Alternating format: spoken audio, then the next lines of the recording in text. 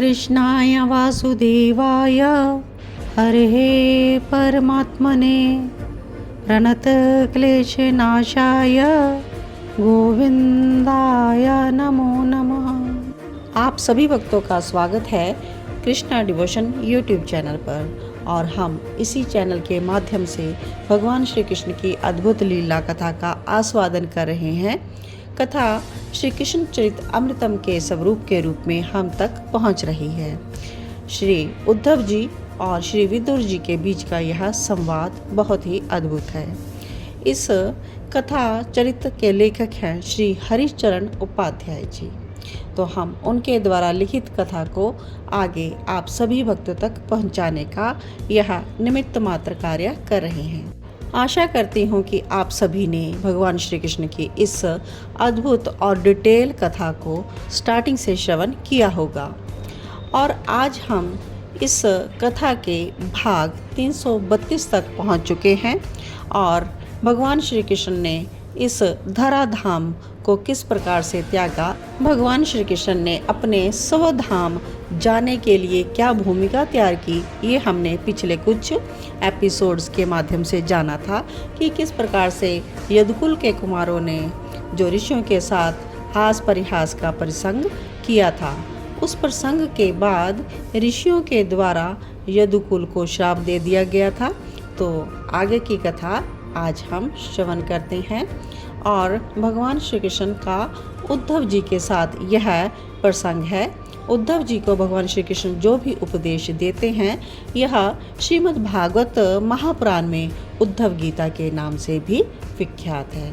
तो यहाँ शॉर्ट में कथा दी जा रही है। आइए प्रेम पूर्वक हम श्री कृष्ण में अपना मन लगाते हुए इस कथा को आस्वादन करते हैं। जय श्री कृष्ण। योगेशं सच्चिदानंदं वासुदेवं व्रजप्रियं धर्म संस्थापकं वीरं कृष्णं वंदे जगद्गुरुं, कृष्णं वंदे जगद्गुरुं। श्री कृष्ण चरित अमृतम भाग 332।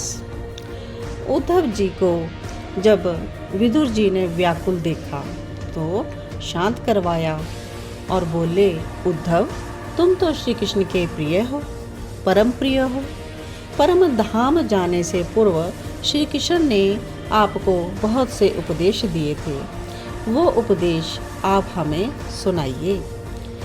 तो उद्धव जी नेत्रों में उनके अश्रु भरे हुए हैं, लंबी सांस लेते हैं, अपने आप को संभालते हैं और कहना शुरू करते हैं। ब्रह्म मुहूर्त की वेला थी। श्री वासुदेव गोमती के तट पर बड़े ही शांत भाव से बैठे थे, सुख आसन में बैठे थे और उनके नयन अध खुले थे। मैं गया उनके पास और प्रणाम करके वहीं पर बैठ गया, और कुछ ही समय बीता होगा कि नभ में देवों की भीड़ जुटनी शुरू हो गई थी। सूर्य उदय होने में अभी काफी समय था, लेकिन देवों का प्रकाश नभ में इस तरह से छिटक कर पृथ्वी पर आ रहा था। पुरुषोत्तम भगवान की स्तुति समस्त देवों ने की थी और एक ही स्वर से की थी, और फिर पुष्प भी बरसाए।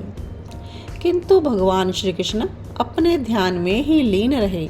उन्हें कोई फर्क नहीं पड़ रहा था कि कौन उनकी स्तुति कर रहा है या नहीं। और तभी मैंने देखा कि देवों से आगे चतुर्मुख सृष्टिकर्ता ब्रह्मा जी आ गए, और पृथ्वी की ओर से वे नीचे की ओर उतरने लगे, और भगवान श्री कृष्ण के चरणों में आकर उन्होंने प्रणाम किया। हाथ जोड़कर बोले, नाथ अब अवतार कार्य पूर्ण हो गया है, इसलिए आप अपने धाम पधारिए। वाणी बड़ी ही गंभीर थी ब्रह्मा जी की, और उनकी वाणी से भगवान अपने ध्यान से उठे और देखा ब्रह्मा जी को। ब्रह्मा जी ने फिर से प्रणाम किया और अपनी कही गई बातों को फिर से दोहराने लगे थे ये ब्रह्मा जी। तो भगवान श्री कृष्ण ने उन्हें रोककर कहा कि हाँ, मेरे अवतार का कार्य पूर्ण हो चुका है। हे ब्रह्मा, पृथ्वी का भार भी कह सकते हैं कि अब दूर हो गया है। किंतु सबसे बड़ा भार तो अभी मेरा अपने कुल का है। ब्रह्मा जी ने कहा कि उन्हें ऋषियों का श्राप मिल चुका है, किंतु ब्रह्मदेव, मैं अगर अभी परम धाम के लिए प्रस्थान करूं तो ऋषियों का वो श्राप संसार में फैलकर उत्पात मचा सकता है। इसलिए हे चतुर्मुख ब्रह्मा, बस अपने इस कुल का संहार करके मैं अपने धाम वापस आ ही रहा हूँ। इतना कहकर कमल नयन शांत हो गए। ब्रह्मा जी ने कहा, हे मधुसूदन, आपके अवतार के साथ कई देवों ने भी अवतार लिया था इस भूतल पर। आपकी लीला में वो सब सहायक हुए थे, उन्हें भी अपने लोकों में लौटना होगा। इसलिए मैं आपसे प्रार्थना करने आया था नाथ। आपके संकल्प से ही सब कुछ हो जाता है, फिर भी आप लीला करते हैं। आपकी जय हो, जय हो। इतना कहकर विधाता ब्रह्मा जी देवों के साथ अंतर्ध्यान हो गए। और ब्रह्मा जी के अंतर्ध्यान होते ही मैंने भगवान श्री कृष्ण के चरण पकड़ लिए। हे नाथ, मेरा क्या होगा? मैं हिलकियों से रो रहा था। मेरा क्या होगा आपके परम धाम जाने के बाद? हे गोविंद, मैं आपकी प्रसादी ही पहनता रहा हूँ, आपका ही प्रसाद ग्रहण करता रहा हूँ। मैं बस आपका ही हूँ। ये जीवन आपका प्रसाद है। इस उद्धव के जीवन सर्वस्व आप ही हो। मुझे यहाँ मत छोड़िएगा नाथ। और इससे ज़्यादा मुझसे तो कुछ बोला ही नहीं गया। मेरी हिलकियाँ बंद गई थी। और भगवान ने भी उस समय कहा था, उद्धव, तुम मेरे हो, मेरे अपने हो, अंतरंग मेरे प्रिय हो। यह कहकर नाथ ने मुझे हृदय से लगा लिया था और मैं भी उस समय फूट फूट कर रो उठा। उद्धव, तुम मुझे बहुत ही प्रिय हो, इतने प्रिय कि रुद्र भी नहीं, ब्रह्मा भी नहीं, संकर्षण भी नहीं। अरे मेरे उद्धव, मेरी अंग संगा लक्ष्मी भी नहीं। और क्या कहूँ, मुझे मेरी आत्मा भी इतनी प्रिय नहीं है जितने प्रिय उद्धव तुम हो। भगवान मुझे उस समय अपने हृदय से लगाए हुए ऐसा ही कह रहे थे और उनके श्री अंग से जो सुगंध निकल रही थी तो वो तो बहुत ही अद्भुत थी। मैं प्रेम समाधि में निमग्न हो रहा था। उद्धव, जो निरपेक्ष है, जिसे किसी से भी कोई अपेक्षा नहीं, जो शांत है, हर परिस्थिति में शांत है, जिसकी दृष्टि में बैरी है ही नहीं इस जगत में, जो समदर्शी है, सबको समान देखता है, ऐसे भक्त के पीछे पीछे मैं चलता हूँ। मैंने पूछा, क्यों? क्योंकि उनके चरण की धूल मेरे मस्तक पर पड़ जाए, इसलिए। भगवान श्री कृष्ण ने जब ऐसा कहा तो मुझे गोपियों की ही याद आई। ओह, उन ब्रज गोपियों के भी चाकर ये बन गए थे। नाथ, मार्ग कितने हैं आप तक पहुंचने के लिए? मुझे फिर से यह पूछने का अवसर मिला तो मैंने पूछ लिया। भगवान बोले, मार्ग तो अनेक हैं, पर मुख्य 3 मार्ग हैं, ज्ञान, कर्म और भक्ति। ज्ञान कर्म से श्रेष्ठ है। रजोगुणी व्यक्ति ज्ञान में सफल नहीं हो पाता, इसलिए उसे कर्म के माध्यम से ज्ञान तक पहुंचना पड़ता है। विशुद्ध सत्व पर स्थित होकर ही साधक ज्ञान में टिकता है, यानी उसे ज्ञान की प्राप्ति होती है। तमोगुणी व्यक्ति तो कर्म में भी नहीं लग सकता, फिर ज्ञान की बात तो उसके लिए बहुत दूर की है। और फिर मैंने पूछा, भक्ति?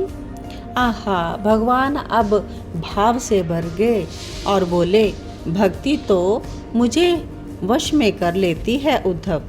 भक्ति त्रिगुणातीत है। तमोगुण की तो बात ही छोड़ दो, रजोगुण नहीं और भक्ति सत्व गुण भी नहीं है, वो तो सत्व से भी परे है उद्धव। एक सामान्य सा दृष्टांत तुम्हें मैं सुनाता हूँ। काला रंग तमोगुण है, लाल रंग रजोगुण है और सफ़ेद शुभ रंग है सात्विक का। किंतु इन किसी रंगों में अगर मैं जुड़ा हुआ हूँ तो वो निर्गुण कहलाता है, चाहे वो काला रंग ही क्यों ना हो। हे उद्धव, सुनो, बासी अपवित्र लोगों द्वारा छुआ हुआ दुर्गंध से युक्त कोई भी भोजन तमोगुण है। तीखा, ज़्यादा गर्म, ज़्यादा मिर्च, ज़्यादा लवण से युक्त भोजन रजोगुण कहलाता है। और जो दुग्ध है, घी है, फल आहार, शाक आदि, चावल, गेहूं, अनाज जो है शुद्धता के साथ बनाया जाए वो सात्विक कहलाता है। किंतु उद्धव, जो आहार बनाकर मुझे भोग लगाकर प्रेम भाव से मुझे अर्पित कर दे और उस प्रसाद के रूप में जो ग्रहण करे उसे निर्गुण कहते हैं। भगवान ऐसा बता रहे हैं। तमोगुण वाले नरक आदि में जाते हैं और बहुत से दुख पाते हैं। रजोगुण वाले पितरलोक या स्वर्ग आदि की यात्रा करते हैं और सतवगुण वाले सत्यलोक आदि में जाकर फिर वापस आ जाते हैं। लेकिन मेरे निर्गुण भक्त जो कुछ नहीं करते या सब कुछ करते हैं लेकिन मेरे लिए करते हैं, जो भी करते हैं वो मुझे खुश करने के लिए, मेरे धाम में जाने के लिए, मुझे प्राप्त करने के लिए करते हैं, जो कर्म करने से पहले ही सोच लेते हैं कि यह कर्म मैं अपने भगवान को अर्पित करूँगा, उनको अर्पित करने के लिए ही कर्म कर रहा हूँ। उनको कोई कर्म बांध नहीं सकता, अपितु वही कर्म भक्ति बनकर मुझ तक पहुँच जाती है। भक्ति, ज्ञान, कर्म इन दोनों से भरी है। भक्ति से मैं शीघ्र प्रसन्न हो जाता हूँ। भक्ति में कोई विशेष क्रिया नहीं, जो भी करना है उसे मेरे लिए करना है, बस। भगवान इतना बोलकर शांत भाव से बैठ गए। तो आज का श्री कृष्ण और उद्धव जी का प्रसंग यहीं पर विश्राम लेता है। आगे हम श्रवण करेंगे नेक्स्ट एपिसोड में भगवान श्री कृष्ण उद्धव जी को और क्या उपदेश और संदेश देते हैं या कौन सा प्रसंग श्रवण करवाते हैं। तो अगली कथा श्रवण करने के लिए जुड़े रहें कृष्णा डिवोशन चैनल के साथ। और आप सभी भक्तों को जय श्री कृष्णा। आपके हृदय में बैठे प्रिय प्रीतम को मेरा कोटि कोटि वंदन।